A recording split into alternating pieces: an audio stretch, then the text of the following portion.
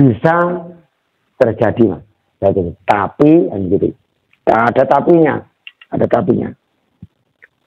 Kalau kita tidak berterima kasih kepada alam, kita tidak menghargai alam, bisa terjadi. Bisa terjadi. Tadi saya ucapkan tadi, kalau kita tidak mensyukuri nikmat tadi, dan kita tidak menghargai alam yang memberikan udara kepada kita tadi, bencana seperti itu bisa terjadi. Tidak lama. Cangkemku ya.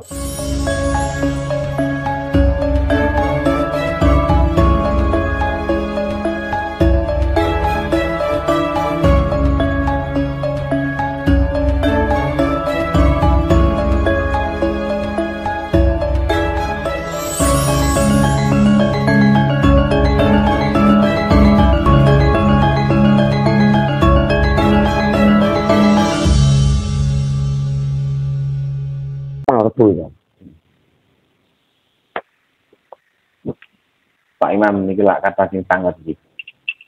Apa memang benar di Pulau Jawa, khususnya di Indonesia, akan ada tsunami yang tingginya 30 sampai 32 meter? Apakah memang akan terjadi? Ini buatan ramal loh nih. Ini buatan ramal loh nih. Kabarnya begitu, Mas. Kabarnya begitu. Bisa terjadi, Mas. Tapi gitu. Ada tapinya, ada tapinya. Kalau kita tidak berterima kasih kepada alam, kita tidak menghargai alam, bisa terjadi. Bisa terjadi. Tadi saya ucapkan tadi, kalau kita tidak mensyukuri nikmat tadi, dan kita tidak menghargai alam yang memberikan udara kepada kita tadi, bencana seperti itu bisa terjadi. Tidak lama. Cangkemku ya. Nah ini, kenapa Indonesia ini sekarang ini kok seperti ini? Tidak bisa berbuat sesuatu, tidak seperti dulu, tidak bisa menjadi swasembada pangan. Nah, itu, Mas. Karena begini, saya tidak mengagungkan Pak Harto ya. Saya tidak mengagungkan Pak Harto. Saya cuma membaca pengalaman selama saya waktu di zamannya. Nah, karena Pak Harto ini orang Jawa, Mas, Raja Jawa, Kejawen. Nah, karena orang menyebutnya sebagai Raja Jawa. Nah, Raja Jawa. Mutasi Bangkonan atau Smiling Jenderal, gitu. Jenderal yang selalu tersenyum, gitu. Nah, beliau ini selalu identik dengan ajaran kliniknya. Terkenal Pak Aton Nikos Semar Mesem ini. Nah, itu mungkin juga bisa. Dan beliau selalu membawa yang namanya merah delima. Nah, kalau nanti ada yang jawab, kok ya kemeruh, nah, aku nanti saya jawab, kan gitu. Nah, kenapa Harto ini selalu sagep tirakat, Mas, terutama melek, gitu, Mas. Dan saya ini juga waktu di zamannya juga pernah merasakan. Saya tidak akan menganu yang ini itu, tidak mengagungkan Pak Harto, tapi saya juga menyikapi, ya kan, jadi kejadian alam seperti ini. Di zaman Pak Harto memang pernah ada tsunami, Mas.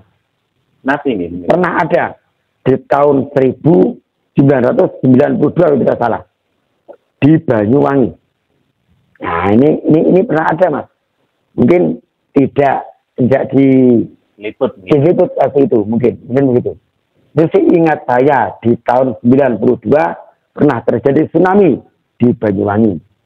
Satu, gempa bumi di Flores tahun 93, 92. Nah, itu saya masih ingat itu, Mas. Itu beriringan setelah tsunami di Banyuwangi terjadi gempa bumi di Flores. Nah, ini mungkin dulu semuanya mungkin masih masih ingat kalau di zaman itu. Tapi bukan separah sak menikah. Tidak separah seperti ini, Mas. Kalau seperti ini mau memakan korban jiwa. Memakan korban jiwa. Nggih. Pindah mana niku seakan-akan bukan jarak lami teman-teman. Betul, Mas. Bencana nikah sebenarnya pasti. Kalau waktu di zaman Pak Harto itu bencana itu jedanya lama. Jedanya lama. Mungkin 1 tahun atau 2 tahun gitu. Nek menikah lah bulan seperti hari, ada bulan bernama kita anggap bulan aja. Seperti yang sudah ini dalam 1 bulan ini kejadian ini bermacam-macam. Bukan cuma satu seperti gunung meletus. Bukan cuma itu toh. Jadi dalam 1 bulan ini gunung meletus, gempa bumi, banjir ini. Nah, dan di sini mungkin cuma kita ini mungkin tidak berterima kasih dengan alam. Nah, itu Mas. Nah, percaya atau ora percaya monggo. Terus yuk meruh Pak Harto nganu. Saya ini orang Lamtorogung. Saya pernah ikut di Lamtorogung, ya saya tahu. Nah, saya tahu. Padahal beliau juga menyimpan benda-benda pusaka. Pak Harto ini, Mas. Nah, suka dengan menyimpan benda-benda pusaka. Bukan menuhankan pusaka itu, tapi beliau justru menguri-uri, menghormati. Karena yang membuat senjata itu, yang membuat pusaka itu sudah tidak ada. Pindah mana bakal sembarang tiang. Nah, betul. Karena yang membuat senjata itu bukan orang sembarangan seperti Kris Mogososro. Nah, itu bukan orang sembarangan yang punya. Kalau dijual memang mahal, tapi tidak dijual oleh beliau. Bahkan beliau mencari sendiri, kadang mencari sendiri beliau. Beliau juga senang dengan tirakat untuk supaya mendoakan supaya rakyatnya di Indonesia ini supaya semua selamat, sejahtera. Nah, itu. Namun terbukti Bang. Sudah terbukti, Mas. Zaman kepemimpinannya apa? Pak Alton itu nggih sanapangan nggih murah. Betul, Mas. Nah, kalau misalnya ada yang bilang, ya kemeruh awakmu itu, wis ben. Ya kan ya, ben, karena karepe. Mau cerita, karena saya pernah di situ, di lingkaran situ, dan juga pernah ikut di Lamtorogung, walaupun saya di proyek. Nah, itu di Lamtorogung di bawah pimpinan Mbak Tutut. Nah, Mbak Tutut yang terkenal dengan Lamtorogung bersadanya. Nah. Panjenengan apa? Zaman itu beda zaman pun beda. Beda. Mungkin juga kalau yang dulu dengan yang sekarang ini juga beda. Karena orang sekarang ini pun ini terus terang Mas ya, terus terang. Kalau dulu orang mungkin yang miskin dibilang miskin dulu gimana ya? Masih punya sawah, masih punya kebun, gitu. Kalau yang tidak punya sama sekali ditransmigrasikan. Gila, meratakan gitu. Nah, bahkan yang transmigrasi yang dulu di tahun 83, 85 sampai sekarang pun sudah menjadi orang yang kaya raya. Satu rumah punya mobil 2. Nah, itu. Saya contohkan. Lampung. Nah, Lampung.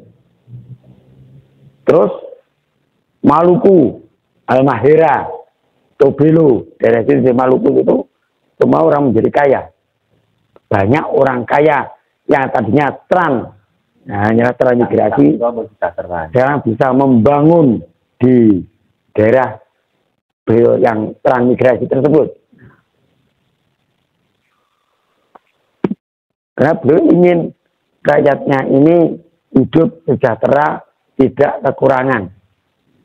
Jangan sampai ada yang kelaparan seperti itu. Nah, makanya kalau Pak Harto ini kan punya sistem yaitu namanya tanaman tumpang sari. Nah, yang namanya dikedepankan itu pertanian. Betul, pertanian. Karena beliau seorang petani, jadi anak seorang petani. Anak seorang petani, jadi beliau mengerti tentang tanaman padi yang bagus untuk yang perbukitan bagaimana, yaitu yang terkenal itu padi gogo. Nah, di waktu itu kalau untuk teman yang di persawahan ya itu udah seperti R36 dan sebagainya itu. Tapi kalau untuk tempat perbukitan yang untuk maksudnya ladang kada yang hanya mengandalkan air hujan, ini ya padi gogo. Nah, padi gogo mas, tapi batangnya kan tinggi-tinggi ya padi gogo. Kena angin ya roboh. Tapi berasnya tidak kalah dengan yang di sawah tadi. Iya, enak banget. Betul. Munal yang bulan ya. Napa sak menika kali zaman Pak Harto menika perbedaan apa suasana kepemimpinan itu kan. Nah, itu bukti-bukti mas. Jadi artinya gini. Kalau yang tidak sempat merasakan di zaman Pak Harto, ini ya cuma dia memang nggak bilang hidup enak dari sekarang. Ya, dari sekarang. Iya. Ya, dari sekarang aja. Mungkin masih ada yang begitu, masih ada. Tapi kalau begitu sekarang, saya tidak akan menyebut satu anak satu dan yang lain. Saya hanya Pak Harto di zaman itu, karena saya hidup atau pernah di zaman beliau dari Kalimantan Selatan, Kalimantan Timur, Kalimantan Utara, ini hidup di zaman beliau.